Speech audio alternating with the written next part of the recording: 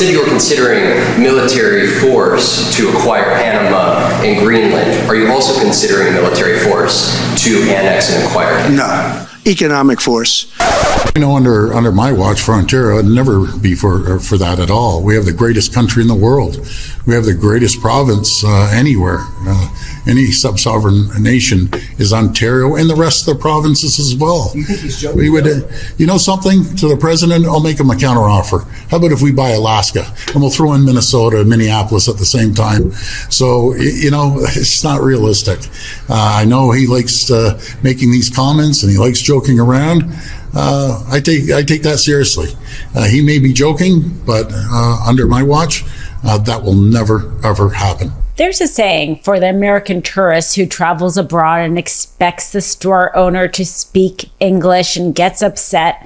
It's called the ugly American. Unfortunately, we just elected the most ugly American, and he's showing his colors and how he cannot play well with even our allies, and all of his talk about annexing Canada. Him and his MAGA allies talking about annexing Canada. Well, Canadian officials are taking it seriously, because how can you not? This is somebody who's going to become president of the United States, who is literally the commander-in-chief of our military.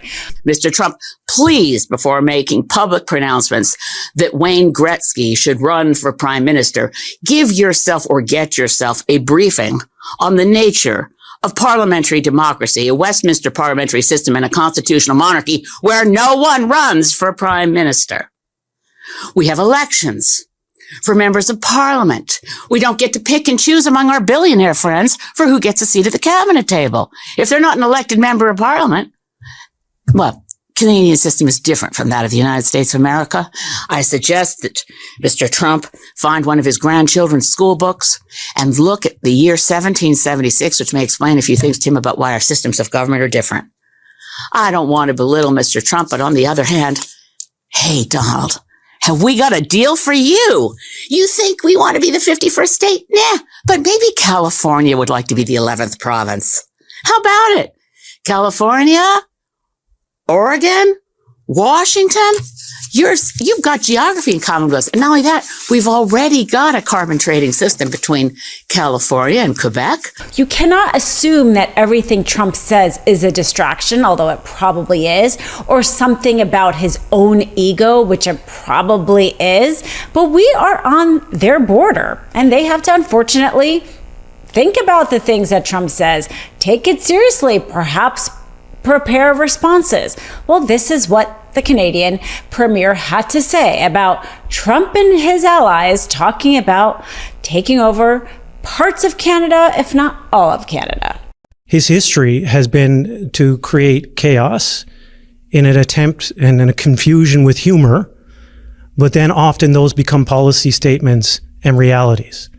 So to dismiss it as a joke is, in my opinion, not the right thing to do. Well, that's where I'm going to. This is a strong and sovereign country, and it will always be a strong and sovereign country. And to have, unfortunately, our best friend, what I would say is threaten our sovereignty is completely unacceptable. Sovereignty comes at an incredible price. A price paid by blood, by Canadians and Newfoundlanders and Labradorians. And to try to take that away is going to come at a significant cost. Speaking of that ugly American tourist, Don Jr. and Charlie Kirk traveled to Greenland. There's yet another thing I feel like I have to apologize for on behalf of the sane portion of America. Mr. Greenland have said over and over, they're not for sale, but Trump isn't letting up on this. This could maybe be part of the reason why Elon Musk says that, hey, guess what? I'm not going to be able to find $2 trillion to cut from the federal budget like I promised, because our military budget is a huge portion of it, and evidently they don't want to touch that after all. If we try for $2 trillion, we've got a good shot at getting one. And if we can drop the budget deficit from $2 trillion to $1 trillion, and kind of free up the economy to have additional growth, such that the output of goods and services it keeps pace with the increase in the money supply, then there will be no inflation. Elon Musk is dropping his claim that he could cut $2 trillion from the federal budget, now saying half of that would be ideal. The co-chairman of the Department of Government Efficiency called the $2 trillion target the best case outcome, but said that half of that, $1 trillion, would create no inflation and be a, quote, epic outcome. Musk did not offer specific targets where the government can save in the interview. In terms of saving money in the government, well, as you know, it's a very target-rich environment for saving money. Like if you look at any direction, it's like people's like, where will you find places to save money? I'm like, it's like being in a room full of targets. Like you could close your eyes and you can't miss. DOGE currently has no direct power to make spending or regulatory cuts to the federal government, but Musk has strong influence in the MAGA wing of the Republican Party. Representative Jared Moskowitz has been supportive of some of DOGE's initiatives, becoming the first Democrat to join the DOGE caucus. Moskowitz said, quote, "If there are people with legitimate suggestions on how we can improve government efficiency, bring technology to government, or figure out where there's waste and fraud to save taxpayer dollars, we should do that." Trump said that he was anti-war and we're spending too much on war. Well, surely the military budget would have been a place to cut from. But now that he's talking about taking over Greenland, Panama, and Canada, they're not talking about cutting that military budget. Could be why he can't even find close to that $2 trillion to cut from. Don Jr. and Charlie Kirk want to make Greenland great again. Again, apologies to Greenland.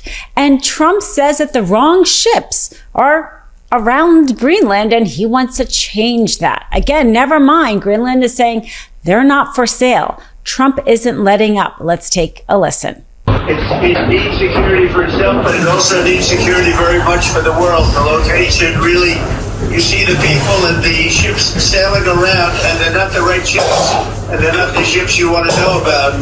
So we need security, and our country needs it, and the whole world needs it. Yes. You're so strategically located. Yeah. You are right. I want to thank everybody. You guys like that, right? Trump been trying to make his case for tinderbox in the current crisis. Frigid earth and unseasonal heat made Los Angeles a tinderbox that was deeply vulnerable to the added catalyst of roaring high winds that sparks fire. During another California wildfire crisis, a million of acres burned in 2020, Trump dismissed an appeal from Wade Crawford, the state resources secretary, to acknowledge the impact of global warming.